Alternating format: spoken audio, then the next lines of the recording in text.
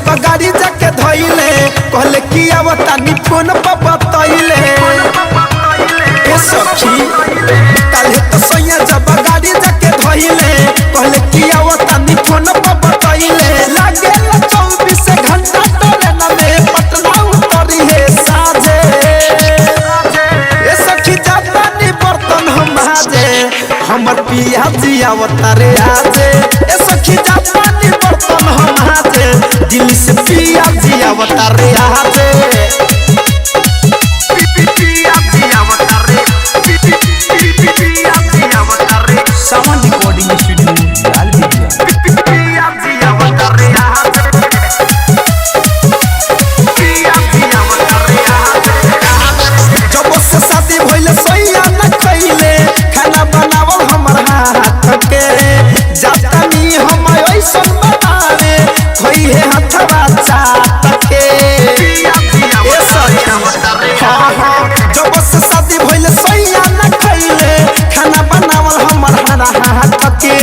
जातानी हम ऐसन बनावे खोई है हथवा चाट के जाते खाए के मन कोई पर सावन मंगी है लाजे ए सखी जातानी बर्तन हम हाजे हमर पिया जी अवतारे आजे ए सखी जातानी बर्तन हम हाजे दिल से पिया जी अवतारे आजे पिया जी अवतारे आजे Music by Sora. पिया जी अवतारे आजे बर्तन हम हाजे DJ Vikas, Liga Sitamarhi. भोरही से नहा के धुआ के केसिया भी झाड़ लेनी रे दुनु अखिया में कारी कारी कजरा सखी हम मार लेनी रे सखी भोरही से नहा धुआ के केसिया भी झाड़ लेनी रे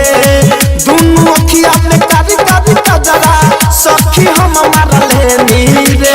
भोला धनंद धरे कने अवते पलंग पे होई है बिराजे ए सखी जातानी बर्तन हम हाजे हमर राजा जी होई है आजे ए सखी जातानी बर्तन हम हाजे हम पिया जी होई है आजे काले तो सैया जब गाड़ी जाके धइले कहले कि आवतानी फोन पर बतइले लागे 24 घंटा ट्रेन में पटना उतरी है साजे ए सखी जातानी बर्तन हम हाजे हमर पिया जी अवतारे आजे ए सखी जातानी बर्तन हम हाजे दिल से पिया जी अवतारे आजे